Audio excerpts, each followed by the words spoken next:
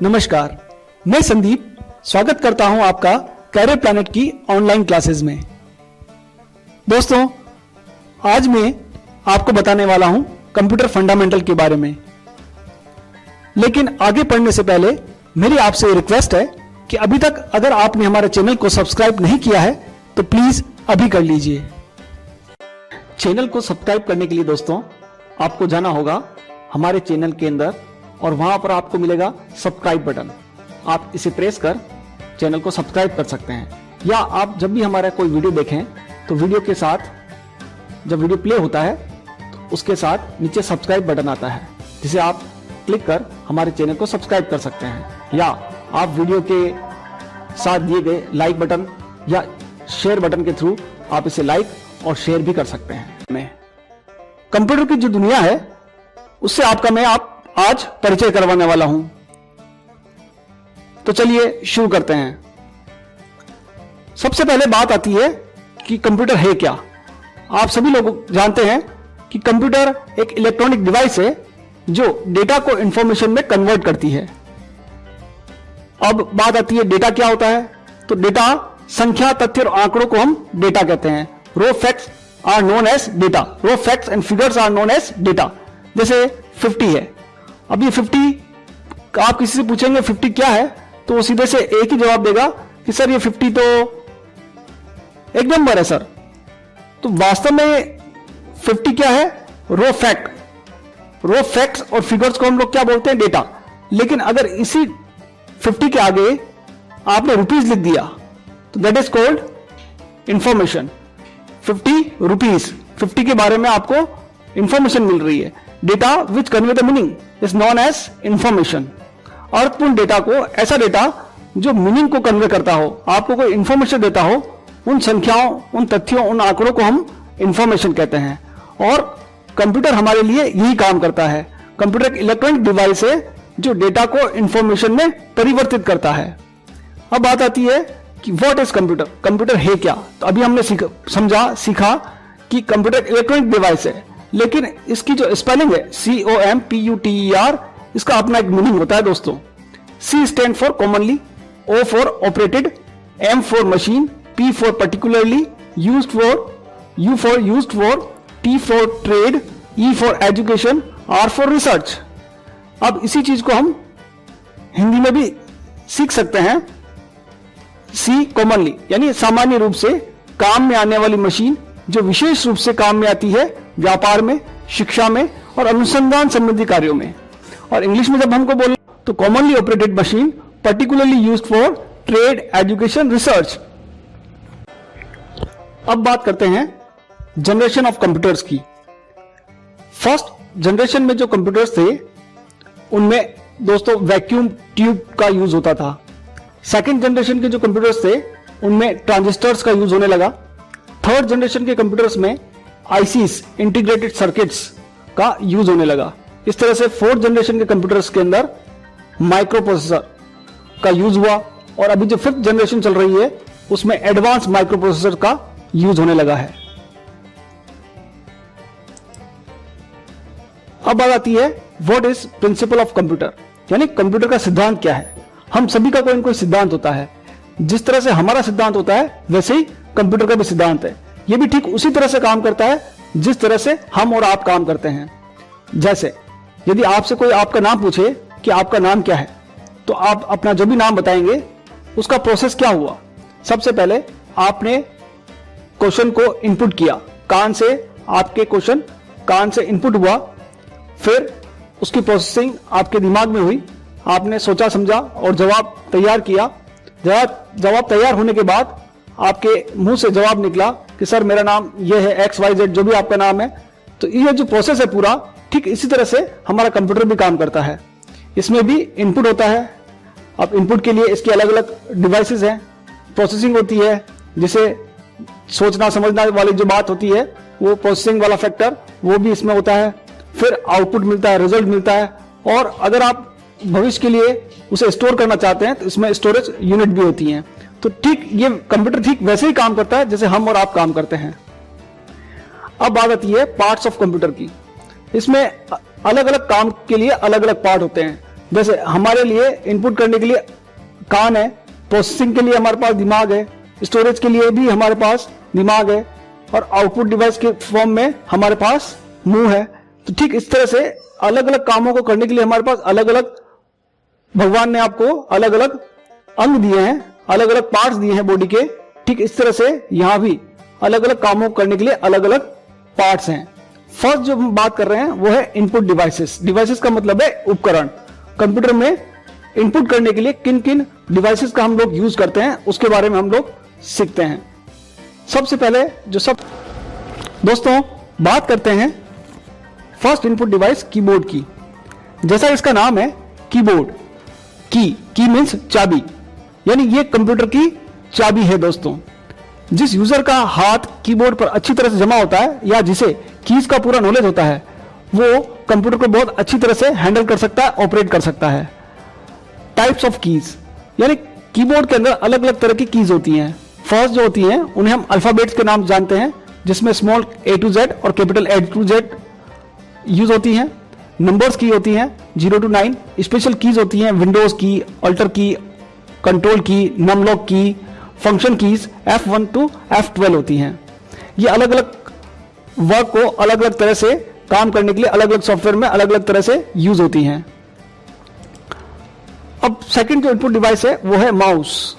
जैसा इसका नाम है माउस, ये दोस्तों एक तरह का पॉइंटिंग डिवाइस है जो किसी भी चीज को, किसी भी प्रोग्राम को पॉइंट करने के लिए इसका यूज किया जाता है। माउस तीन तरह के जनरली मार्केट में मिलते हैं। एक होता है ऑप्टिकल माउस, एक ट्रैकबॉल माउस, एक वायरलेस माउस। इस माउस में तीन तरह के बटन होते हैं दोस्तों। जो लेफ्ट बटन होता है वो किसी भी प्रोग्राम को ओपन करने के लिए यूज में लिया जाता है। आप जिस प्रोग्राम को ओपन करना चाहते हैं उस प्रोग्राम के ऊपर अपना कर्सर ले जाएं, माउस पॉइंटर ले जाएं और फिर डबल क्लिक करें तो लेफ्ट क्लिक से दोस्तों डबल क्लिक किया जाता है। इस तरह से राइट बटन जो है वो सिंगल क्लिक करने के लिए यूज में लिया जाता है, और सिंगल क्लिक किसी भी प्रोग्राम की प्रॉपर्टीज को एक्सेस करने के लिए यूज में लिया जाता है। इसी तरह से स्क्रॉल बटन, माउस के बीच में ये जो गिरी टाइप होता है उसको हम स्क्रॉल बटन कहते हैं। पेज अप और पेज डाउन करने के लिए इसका यूज किया जाता है। तो माउस में तीन बटन जनरली यूज में लिए जाते हैं, first left button, right button और स्क्रॉल बटन। माउस के साथ ही एक टर्म और जुड़ी हुई दोस्तों, ड्रैग एंड ड्रॉप, यानी किसी भी चीज को एक जगह से उठाकर दूसरी जगह पर ले जाने के लिए ड्रैग एंड ड्रॉप जो टेक्निक है वो भी माउस के साथ जुड़ी हुई है। अगला जो इनपुट डिवाइस है वो है जॉयस्टिक, जो जनरली वीडियो गेम्स वगैरह के अंदर यूज में आता है।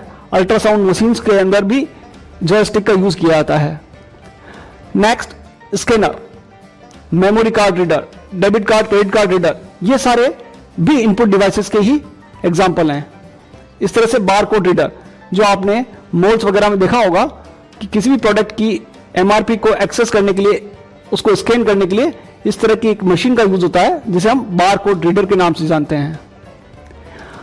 अगला जो इनपुट डिवाइस आ रहा है वो है MICR machine, magnetic ink character recognition. ये जो मशीन होती है दोस्तों ये जनरली बैंकों में यूज होती है, और चेक के अंदर आपने सुना होगा माइकर चेक, उसमें एक नंबर होता है स्पेशल, उस माइकर चेक के अंदर जो नंबर है उस नंबर को ये मशीन अपने आप रीड करती है और उसे डिजिटल फॉर्म में यानी कंप्यूटर की भाषा में कन्वर्ट करने के लिए इसका यूज किया जाता है। अगले जो इनपुट डिवाइस है वो है OCR machine, optical character recognition. जैसा इसका नाम है कैरेक्टर, ये कैरेक्टर को पढ़ती है और उसे डिजिटल फॉर्मेट में कन्वर्ट करती है।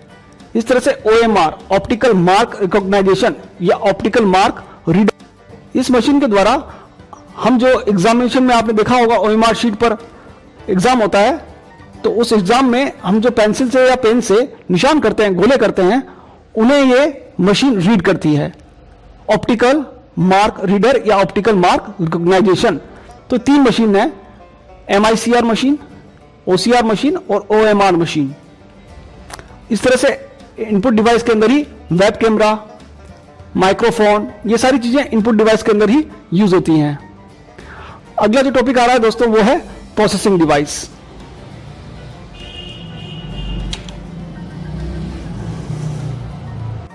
चलिए अब बात करते हैं प्रोसेसिंग डिवाइस की। प्रोसेसिंग डिवाइस में सबसे इंपॉर्टेंट और सबसे ज्यादा काम में आने वाला जो पार्ट है वो है सीपीयू, सेंट्रल प्रोसेसिंग यूनिट। जैसा इसका नाम है, केंद्रीय संसाधन इकाई, यानी ये हमारे कंप्यूटर का एक तरह से ब्रेन होता है। जैसे ही आपने इसका नाम सुना और आपके दिमाग में इस तरह का एक पिक्चर इमेज बन गई होगी। तो सीपीयू, जिसे हम प्रोसेसर, माइक्रो प्रोसेसर के नाम से भी जानते हैं, वास्तव में इस यूनिट के अंदर लगा होता है। इस यूनिट को हम सीपीयू नहीं कहते, इस यूनिट को सिस्टम यूनिट या कैबिनेट कहा जाता है। तो फिर सीपीयू किसे कहते हैं? सीपीयू कहां होता है? सीपीयू इस डब्बे के अंदर लगा होता है। अगर आप देखें, सीपीयू इस तरह का होता है और वो मदरबोर्ड पर, अभी मैं बताऊंगा आपको, मदरबोर्ड पर लगा होता है। तो इस डब्बे के अंदर क्या होता है? यदि आप इस डब्बे के अंदर देखेंगे, जिसे हम कैबिनेट या सिस्टम यूनिट बोल रहे हैं, तो उसमें कई चीजें लगी होती हैं। एक पावर सप्लाई होती है, जिसे हम SMPS, switch mode power supply कहते हैं, जो कंप्यूटर को पावर देने के लिए यूज में ली जाती है। इस तरह से ये जो आप देख रहे हैं बहुत सारी चीजें, उनमें जो आप ये इधर से देख रहे हैं, ये वाला पार्ट, उसको हम बोलते हैं मदरबोर्ड। इस तरह से इसमें हार्ड डिस्क लगी होती है, फ्लॉपी ड्राइव, आजकल तो बंद हो गई, पहले फ्लॉपी ड्राइव भी यूज होती थी, सीडी रोम या डीवीडी रोम लगी होती है, कार्ड्स होते हैं अलग अलग तरह के, sound card, VGA card, game card, इस तरह के अलग अलग चीजें होती हैं। पावर सप्लाई के लिए केबल्स होती हैं, इस तरह से डाटा को कम्युनिकेट करने के लिए डेटा केबल्स होती हैं, जिन्हें बसेस कहा जाता है। आजकल साटा केबल्स लगने लग गई हैं। तो इस तरह की बहुत सारी चीजें इस सिस्टम यूनिट के अंदर होती हैं। इसलिए इस पूरी सिस्टम यूनिट को हम लोग सीपीयू नहीं कह सकते। सीपीयू तो वास्तव में एक छोटा सा इस तरह से पार्ट होता है जो कंप्यूटर के ब्रेन की तरह बिहेव करता है। कंप्यूटर का ये दिमाग होता है। इस सीपीयू के अंदर ये सीपीयू जो होता है, ये मदरबोर्ड पे लगा होता है। ये मदरबोर्ड है। मदरबोर्ड क्या है? तो मदरबोर्ड एक पीसीबी, प्रिंटेड सर्किट बोर्ड है, जिसके ऊपर सारे यहां पर आप देख रहे हैं अलग अलग चीजें लगी होती हैं। तो यहां पर इस जगह पर लगता है सीपीयू, ये उस सीपीयू लगाने की जगह है। अब ये जो केबल्स हैं वो अलग अलग तरह की केबल्स होती हैं, जिन्हें मैंने बताया आपको कि आईडी केबल कहा जाता है। इस तरह से आजकल लेटेस्ट टेक्नोलॉजी में साटा केबल्स का यूज होने लगा है। सीपीयू के दो पार्ट होते हैं, एक कहलाता है एएलयू, दूसरा कहलाता है CU. ALU stand for arithmetic logical unit, CU stand for control unit. ALU जैसा इसका नाम है, अर्थमेटिक और लॉजिकल कैलकुलेशंस को परफॉर्म करने के लिए सीपीयू का एएलयू वाला जो डिपार्टमेंट है वो रेस्पॉन्सिबल होता है। Arithmetic means addition, subtraction, multiplication, division, और logical greater than, less than, greater than equal to, less than equal to, not equal to आदि जो ऑपरेशंस होते हैं वो सभी एएलयू के अंडर कंट्रोल में होते हैं। इस तरह से सीयू जो होता है वो कंट्रोल यूनिट की तरह बिहेव करता है और कंप्यूटर के जितने भी रिसोर्सेज है, जितने भी पार्ट्स लगे हैं, memory, hard disk, printer, scanner, जितना भी आप काम करते हैं, आप जो माउस से क्लिक करते हैं, वो सारा का सारा रिसोर्स मैनेजमेंट का काम इस सीयू के द्वारा किया जाता है, जिसे हम कंट्रोल यूनिट कहते हैं। यानी सीपीयू के दो पार्ट हैं, एएलयू और सीयू। आगे बढ़ते हैं, अब बात आती है मेमोरी की। तो दोस्तों, मेमोरी कंप्यूटर के अंदर दो तरह की यूज होती है। एक होता है प्राइमरी मेमोरी, सेकंड होती है secondary memory. First primary memory जो होती है उसके भी दो पार्ट हैं, उसमें आता है रैम और रोम, जो आपने पहले भी सुन रखा होगा। इस तरह से सेकेंडरी मेमोरी जो होती है उसमें magnetic tape, optical disk, hard disk, floppy disk, बहुत सारी चीजें यूज होती हैं। मेमोरी का सीधा सा मीनिंग होता है ये आपके डाटा को स्टोर करने का काम करती हैं। फर्स्ट हम बात करते हैं रैम की। जैसा इसका नाम है, रैम, राम नहीं बोलना है दोस्तों, रैम बोलना है। कंप्यूटर टर्मिनोलॉजी में इसे रैम कहा जाता है। रैम का फुल फॉर्म है रैंडम एक्सेस मेमोरी। रैंडम, जिसमें रैंडम वर्ड का मीनिंग होता है बिना क्रम के, बिना ऑर्डर के। आप किसी सीक्वेंस में डेटा को एक्सेस नहीं करते हैं तो उसे बोलते हैं रैंडमली एक्सेस करना, यानी रैंडम एक्सेस। एक्सेस का मतलब to get the information. Computer memory के अंदर जो इंफॉर्मेशन आप स्टोर करते हैं उसे बिना क्रम के एक्सेस करना। रैम में स्टोर डाटा को आप रीड और राइट दोनों कर सकते हैं। ये इसकी एडवांटेज है कि आप रैम में जो भी डाटा स्टोर करेंगे उसे आप रीड भी कर सकते हैं और राइट भी कर सकते हैं। इस तरह से इसमें स्टोर डाटा पावर ऑफ होने पर, यानी लाइट चली जाए या पावर ऑफ हो जाए, तब जो रैम में आपने डाटा स्टोर किया है वो रिमूव हो जाता है।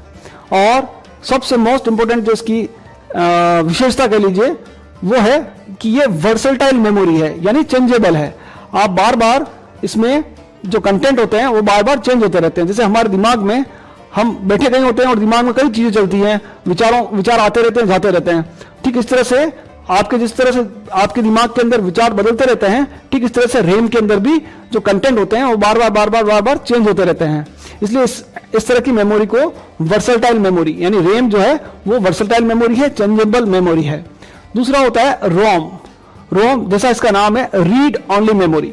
जो इस मेमोरी में एक बार आपने डाल दिया वो फिक्स हो जाता है। इसमें स्टोर डाटा को केवल रीड कर सकते हैं, डू नॉट राइट। इसमें रीड और राइट दोनों चलता है रैम में, इसमें केवल रीड कर सकते हैं।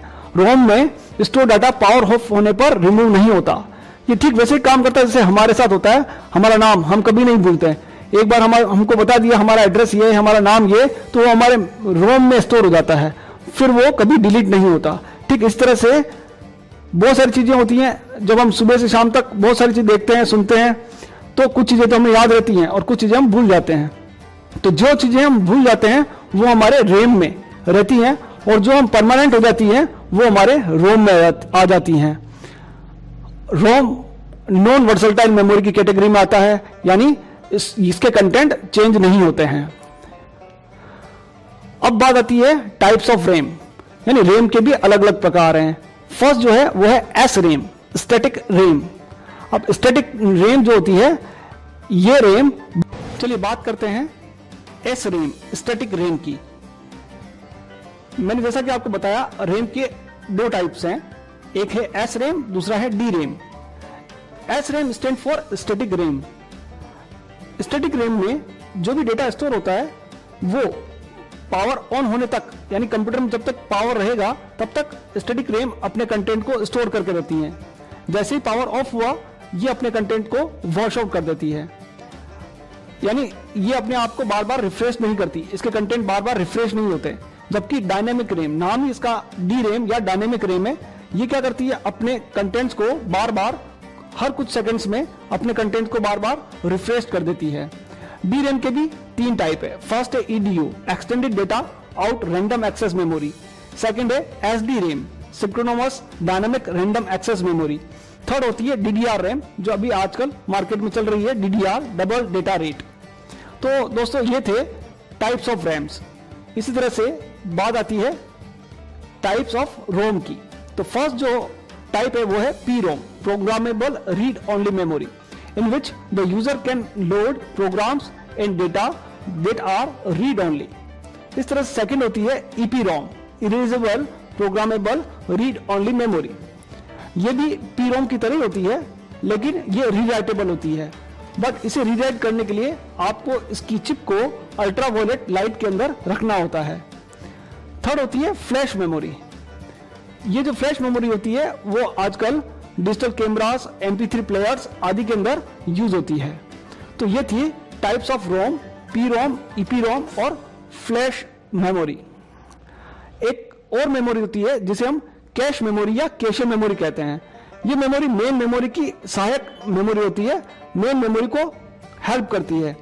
एक्चुअल में जब CPU और मेन मेमोरी के बीच में डेटा कम्युनिकेट होता है तो कैश मेमोरी उसमें अपनी महत्वपूर्ण भूमिका अदा करती है। जिस कंप्यूटर में जितनी ज्यादा कैश मेमोरी होगी उतना ही कंप्यूटर की स्पीड तेज और बेटर होगी। कैश मेमोरी अलग अलग तरह की होती हैं, L1 cash, L2 cash, L3 cash.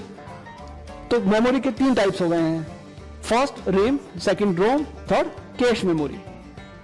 इस तरह से मैंने जो आपको कैबिनेट दिखाया था, सिस्टम यूनिट दिखाई थी, उसके अंदर एक मदरबोर्ड लगा हुआ है। उस मदरबोर्ड पर एक सेल लगता है जिसे हम CMOS बैटरी कहते हैं। ये CMOS बैटरी कंप्यूटर के डेट और टाइम को कंट्रोल करने के लिए यूज में ली जाती है। CMOS, complementary metal oxide semiconductor. इस CMOS बैटरी से कंप्यूटर की डेट और टाइम कंट्रोल होते हैं। नेक्स्ट जो टॉपिक आ रहा है वो है स्टोरेज डिवाइसेस या सेकेंडरी मेमोरी। डेटा को स्टोर करने के लिए जैसे हमारे घर में स्टोर रूम होते हैं, इस तरह से यहाँ पर अलग अलग तरह के स्टोर रूम है।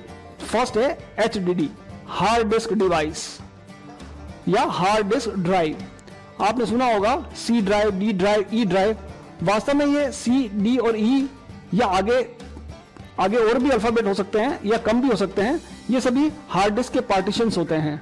हार्ड डिस्क दिखने में कुछ इस तरह की होती है, अंदर इस तरह की एक प्लेट डिस्क लगी होती है और ये हेड है उसका, वो इस डिस्क पर डाटा को रीड और राइट करने का काम करता है। ये डिस्क बहुत तेजी से आरपीएम की फॉर्म में रोटेशन पर मिनट के हिसाब से इसकी स्पीड को मेजर किया जाता है और ये काफी तेजी से रोटेट करती है और हेड उस पर जाकर आपके डाटा को रीड और राइट करने का काम करता है।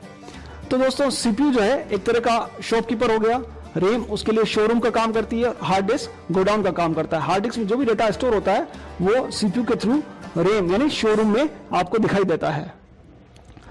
अब स्टोरेज डिवाइस में दूसरा जो कंपोनेंट है वो है डीवीडी या सीडी रोम।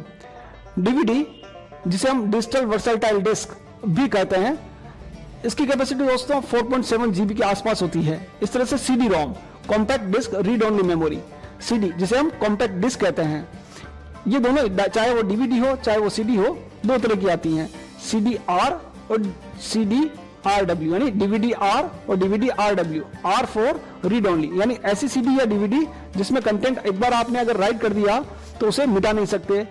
दूसरा होता है रीराइटेबल, एक बार लिखा फिर मिटा के फिर से और रिकॉर्डिंग की जा सकती है। अभी आजकल मार्केट में एक ब्लू रे डिस्क और आ रही है जिसकी कैपेसिटी 50 to 500 जीबी होती है। इस तरह से स्टोर करने के लिए स्मार्ट मीडिया कार्ड्स मार्केट में मिलते हैं। Mini SD card, micro SD card जो आपने अपने मोबाइल में भी यूज किए होंगे वो इसी तरह से कंप्यूटर में भी यूज किए जा सकते हैं। अगला टॉपिक आ रहा है दोस्तों आउटपुट डिवाइस, और सबसे फर्स्ट और कॉमन जो आउटपुट डिवाइस है वो है मॉनिटर, जिसे विजुअल डिस्प्ले यूनिट वीडियो के नाम से भी जाना जाता है।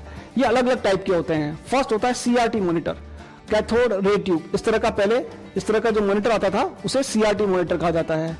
ऐसा ही एक टीएफटी आता है, थिन फिल्म ट्रांजिस्टर। इस तरह का LCD liquid crystal display, LED light emitting diode और प्लाज्मा स्क्रीन। इस तरह के अलग अलग तरह के मॉनिटर मार्केट में मिलते हैं। और एक जो टेक्नोलॉजी यूज हो रही है आजकल, आपका जो केबल कनेक्शन है वो अब डिजिटल फॉर्मेट में हो गया है, उसको कहते हैं HDTV, high definition television. Next जो आउटपुट डिवाइस है वो है प्रिंटर।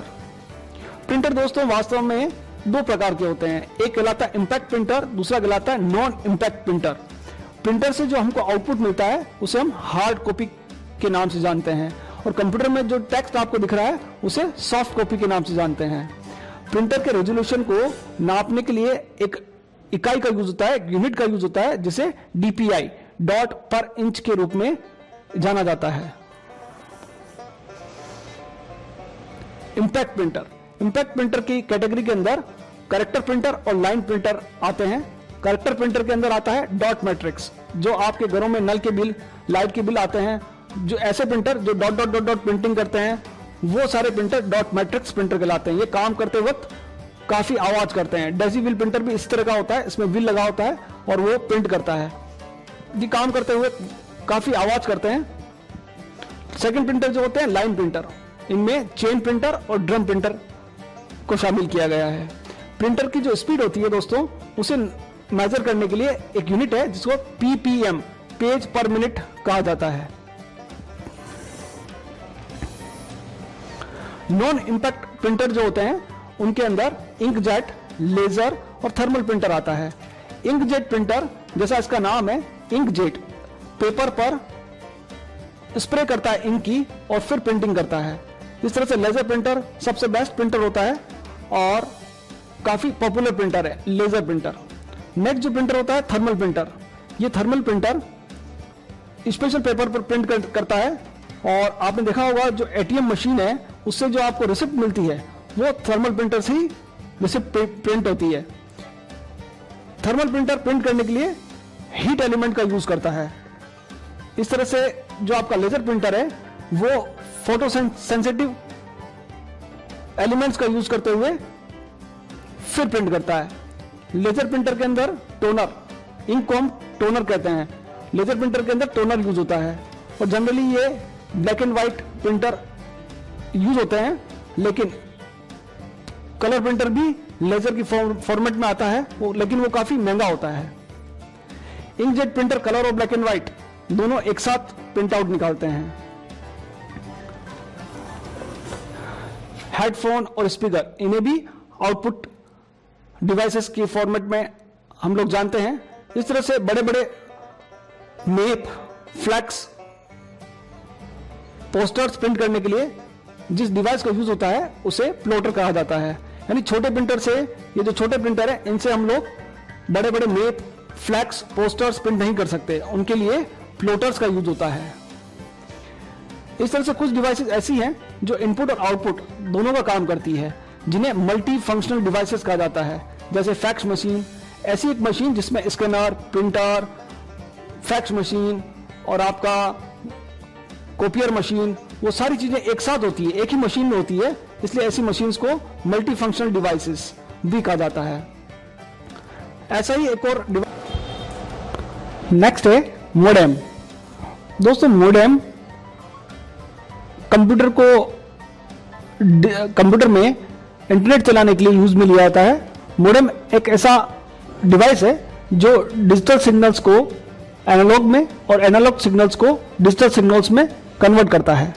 मैं आगे इंटरनेट पर एक वीडियो बनाने वाला हूं, वहां मैं आपको पूरा वर्किंग ऑफ इंटरनेट के बारे में समझाऊंगा कि ये डिवाइस मोडेम किस तरह से काम करता है और क्या इसकी नीड है। अभी आपको केवल मोडेम मॉड्यूलेटर डीमॉड्यूलेटर से कहा जाता है। मोडेम इंटरनेट चलाने के लिए यूज में लिया जाता है और ये क्या करता है, ये एनालॉग सिग्नल्स को डिजिटल में और डिजिटल सिग्नल्स को एनालॉग में कन्वर्ट करता है। वास्तव में हमारे टेलीफोन लाइन में से जो वेव्स हमको मिलती हैं वो एनालॉग वेव्स होती हैं और ये एनालॉग वेव्स हमारा कंप्यूटर सिस्टम नहीं समझ पाता। हमारा कंप्यूटर सिस्टम डिजिटल वेव्स को या डिजिटल तरंगों को ही समझ पाता है। तो कोई ऐसा डिवाइस की हमको जरूरत पड़ती है जो डिवाइस टेलीफोन लाइन के एनालॉग सिग्नल्स को डिजिटल में कन्वर्ट कर कंप्यूटर को सप्लाई करे और कंप्यूटर के डिजिटल सिग्नल्स को फिर से एनालॉग में कन्वर्ट कर टेलीफोन लाइन को सप्लाई करे। तो ऐसे उपकरण को हम मोडेम कहते हैं, मॉड्यूलेटर डीमॉड्यूलेटर। अगला जो टॉपिक आ रहा है वो है टाइप्स ऑफ कंप्यूटर सिस्टम। अब कंप्यूटर कई तरह के होते हैं और अगर हम इसे ऑपरेटिंग प्रिंसिपल के आधार पर वर्गीकृत करें या क्लासिफाई करें तो फर्स्ट जो है वो है एनालॉग कंप्यूटर। ऐसे कंप्यूटर डायरेक्ट नंबर पर काम नहीं करते हैं, नंबर सिस्टम पर काम नहीं करते हैं। ऐसे कंप्यूटर्स का यूज वोल्टेज, टेम्परेचर, करंट आदि को मेजर करने के लिए किया जाता है। सेकंड जो कंप्यूटर है वो है डिजिटल कंप्यूटर्स, जिन्हें हम और आप अच्छी तरह से जानते हैं। थर्ड जो कैटेगरी है वो है हाइब्रिड कंप्यूटर्स। ऐसे कंप्यूटर जिनके अंदर एनालॉग और डिजिटल दोनों का मिक्सअप होता है। इस तरह से अगर आप साइज, स्टोरेज, कैपेसिटी और वर्किंग के आधार पर कंप्यूटर सिस्टम्स को क्लासिफाई करें तो फर्स्ट जो है वो है सुपर कंप्यूटर्स। सुपर कंप्यूटर काफी शक्तिशाली कंप्यूटर होते हैं। इनका यूज मौसम की भविष्यवाणियां, कॉम्प्लेक्स कैलकुलेशन, साइंटिफिक कैलकुलेशंस, भूकंप, अर्थक्वेक, इन सब को कैलकुलेट करना, इनकी कैलकुलेशंस करना, इनकी फोरकास्टिंग करना, टेलीकम्युनिकेशंस के काम करना, सैटेलाइट लॉन्च करना आदि कामों को करने के लिए सुपर कंप्यूटर का यूज होता है। जो फर्स्ट सुपर कंप्यूटर था उसका नाम है CDC 6600 और भारत का जो पहला सुपर कंप्यूटर है उसका नाम है परम। अगला जो कंप्यूटर आ रहा है वो है main frame computer. Main frame computer जैसा कि आपको डायग्राम में दिख रहा है, आदमी के आकार के बड़े बड़े कंप्यूटर्स होते हैं जिनमें डाटा मैग्नेटिक टेप में स्टोर होता है। ये मेन फ्रेम कंप्यूटर्स बहुत बड़े डाटा को स्टोर करने के लिए यूज में लिए जाते हैं। काफी महंगे होते हैं और बड़े बड़े ऑर्गेनाइजेशंस इनका यूज करते हैं। इस तरह से जो नेक्स्ट कंप्यूटर है वो है मिनी कंप्यूटर। नाम भले ही दोस्तों इसका मिनी है, लेकिन आप देख रहे होंगे डायग्राम में कि किस तरह का ये दिखाई देता है। जिन लोगों की कस्टम एप्लीकेशंस होती हैं, जैसे कोई सीमेंट प्लांट है, वहां पर कंप्यूटर यूज किया जाता है, तो वहां हमारे तरह डेस्कटॉप कंप्यूटर यूज में नहीं लिए जाते। वहां पर स्पेशल उनके काम को करने के लिए ही कंप्यूटर्स को यूज में लिया जाता है। तो ऐसे जो कंप्यूटर्स हैं उन्हें मिनी कंप्यूटर्स कहा जाता है। नेक्स्ट जो कंप्यूटर हैं उन्हें हम पर्सनल कंप्यूटर, पीसी या माइक्रो कंप्यूटर के नाम से जानते हैं। इनके कई नाम हैं, desktop, notebook, tablet PC, hand held computers. इन्हें PDA, पर्सनल डिजिटल असिस्टेंट के नाम से भी जाना जाता है। इस तरह के नोटबुक जिसे आप लैपटॉप के नाम से भी जानते हैं इस तरह से मोबाइल पे जब हम चलाते हैं, मोबाइल चलाते हैं, उसे भी हैंड हेल्ड कंप्यूटर सिस्टम कहा जाता है। इस तरह से टेबलेट पीसी आता है जिसमें कॉम्पैक्ट या कस्टम एप्लीकेशंस रन की जाती हैं, उन्हें टेबलेट पीसी के नाम से जाना जाता है। कंप्यूटर की जो भाषा है दोस्तों, उस भाषा को हम बाइनरी कहते हैं। लैंग्वेज जैसे हमारी और आपकी एक भाषा है, उसी तरह से कंप्यूटर की भी एक भाषा है। टू कम्युनिकेट विद कंप्यूटर्स, अगर आपको कंप्यूटर से बातचीत करनी है तो कंप्यूटर की भाषा आनी चाहिए। तो कंप्यूटर की जो भाषा है वो है बाइनरी। बाइनरी भाषा में ही कंप्यूटर काम करता है। इस बाइनरी भाषा में दो ही अक्षर होते हैं, दो ही अल्फाबेट्स होते हैं। जैसे हमारी भाषा के अंदर अ है, ABCD है, उसमें 26 लेटर्स होते हैं। उस तरह से इस बाइनरी के अंदर केवल दो ही, 0 और 1 ही होता है। यूनिट्स इन कंप्यूटर में जो साइज है, जो कैपेसिटी है, उसको मेजर करने के लिए इकाई का यूज होता है, यूनिट का यूज होता है, जिसे हम बाइट के नाम से जानते हैं। 1 बाइट दोस्तों 8 बिट से मिलकर 1 बाइट बनती है। उस तरह से 1 बाइट के अंदर 1 कैरेक्टर जो होता है उसे हम 1 बाइट कहते हैं। 1024 बाइट्स मिलकर 1 किलोबाइट बनती है। जैसे 1 किलो में 1000 ग्राम होते हैं, उस तरह से 1024 बाइट्स मिलकर 1 किलोबाइट बनाती हैं। उस तरह से 1024 किलोबाइट मिलकर 1 मेगाबाइट बनाती हैं। 1024 मेगाबाइट मिलकर 1 GB गीगाबाइट बनाती हैं। 1024 गीगाबाइट मिलकर 1 TB टेराबाइट बनाती हैं। हार्डवेयर, यानी अगर आपसे कोई पूछे कि हार्डवेयर किसे कहते हैं, तो कंप्यूटर के अंदर जितने भी पार्ट्स जिन्हें हम टच कर सकते हैं, all visible and touchable parts of a computer system is known as hardware. जिन्हें आप टच कर सकते हैं वे सारे पार्ट्स कंप्यूटर सिस्टम के हार्डवेयर कहलाते हैं। जैसे आपका monitor, printer, scanner, keyboard, mouse, सारी चीजें हार्डवेयर की कैटेगरी में आती हैं। सॉफ्टवेयर, ऐसे सारे प्रोग्राम जो कंप्यूटर के अंदर चलते हैं उन्हें हम सॉफ्टवेयर कहते हैं। सॉफ्टवेयर जो होते हैं वो सेट ऑफ इंस्ट्रक्शंस, निर्देशों के समूह होता है। सेट ऑफ इंस्ट्रक्शंस या set of programs are known as software. दोस्तों, अगर आपको ये वीडियो अच्छा लगा हो, उपयोगी लगा हो, तो इसे जरूर लाइक करें, अपने दोस्तों को बताएं, शेयर करें और हमारे चैनल को सब्सक्राइब करना ना भूलें। Thank you so much. अगर दोस्तों आपको हमारा वीडियो अच्छा लगा हो